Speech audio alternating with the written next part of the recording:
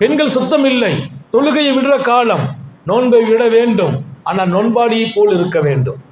வீட்டில் சாப்பிட்டுக்கலாம், வெளியில போனால் நோன்பாளியாக உங்களை காட்டுங்கள். 4 பேருக்கு முன்னிலையில் நீங்கள் நோன்பு இல்லை என்பது வெளிப்படக்கூடாது. இந்த மாதம் ஷஹ்ரு ஸௌம், நோன்பு மாதம். உலகத்தில் எல்லோரும், மூமின்கள் மாத்திரம் அல்ல, ஈமான் இல்லாதவர்களும் இந்த மாதத்தை நோன்பு மாதமாக பார்க்கிறார்கள்.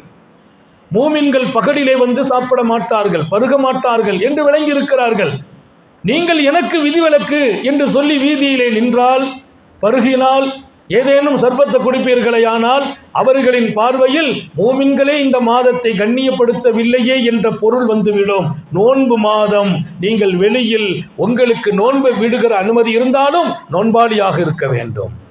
அப்படி யாராவது வெளியிலே நின்று தான் நோன்பில்லை என்பதை காட்டினால் அல்லாவின் பார்வையில் அவர் தண்டனைக்கு உரியவர்.